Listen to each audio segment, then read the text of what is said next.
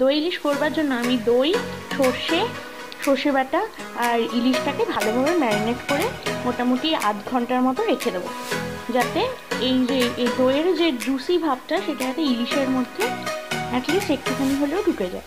একটু বেশি ম্যারিনেট করলে খুবই ভালো। সর্ষে ইলিশ যদি আপনি সর্ষের তেলে করেন তাহলে খুবই সুন্দর এসেন্স আসে, ঝাঁঝটা বোঝা যায়, তাই না আমি সর্ষের তেল দিয়ে করছি।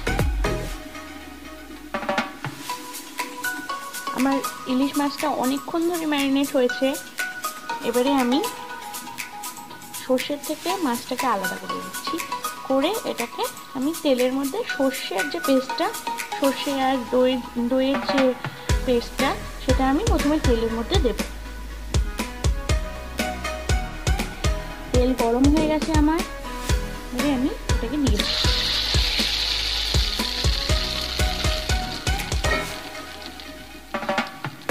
দিয়ে আমি এটাকে কিছুক্ষণ ভাজবো, তারপর আমি ইলিশ মাছটাকে একে একে দিয়ে দেবো। সর্ষেটা আমার ফুটে গেছে, এবারে আমি আস্তে আস্তে করে ইলিশ মাছগুলো দিয়ে দেবো। আস্তে আস্তে করে ইলিশ মাছগুলো দিয়ে দিচ্ছি। দেখুন ইলিশ মাছগুলো পুরো একদম ম্যারিনেট হয়ে খুব সুন্দর এর মধ্যে মাখো মাখো ভাবে সর্ষেগুলো লেগে আছে। এটার ইভেন স্বাদটাও খুব সুন্দর হয় যদি ম্যারিনেট করে রাখা হয়।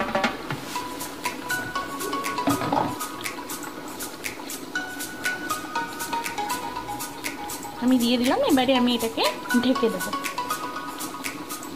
ইলিশ মাছটা পুড়বার সময় যদি আপনি গোটা লঙ্কা যদি আপনি দিয়ে দেন তাহলে এর এসেন্সটা খুব ভালো লাগবে। আপনি এমনিতেও গুঁড়ো লঙ্কাও দিতে পারেন আর কাঁচা লঙ্কা বেটেও দিতে পারেন।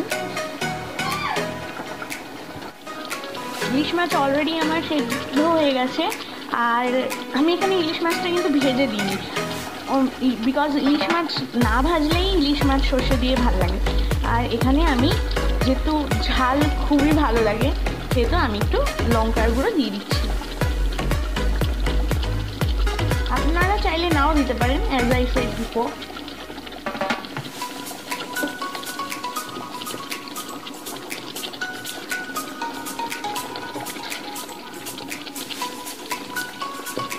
আমার ইলিশ মাছ অলমোস্ট ডান। এবারে আমি এটার আরও কেমনভাবে এসেন্স বানানো, এবারে আমি এটার এসেন্স বানানোর জন্য আমি এর মধ্যে অল্প একটু সর্ষের তেল, কাঁচা সর্ষের তেল ছড়িয়ে দিলাম, তাহলে যে ঝাঁঝ ভাবটা আরও সুন্দর আসে। ব্যাস রেডি হয়ে গেল আমাদের সুন্দর সর্ষে ইলিশ। সর্ষে ইলিশ না, অ্যাকচুয়ালি দই ইলিশ। তাহলে রেডি হয়ে গেল আমাদের দই ইলিশ, খুব সুন্দর খেতে, গরম ভাতের সাথে অসাধারণ টেস্টি, দারুণ খেতে। আপনারা অবশ্যই বানাবেন, এটা বাঙালিদের একটা মানে বিশাল বড়, এটা বাঙালিদের একটা বিশাল পছন্দের ডিশ। অবশ্যই বানাবেন, বানিয়ে কেমন লাগলো আমার প্রসেসে অবশ্যই বলবেন। আর এই ভিডিওটা যদি ভালো লেগে থাকে তাহলে অবশ্যই লাইক, সাবস্ক্রাইব আর কমেন্টস করতে ভুলবেন না, আর শেয়ার অবশ্যই করবেন। Thank you so much for watching.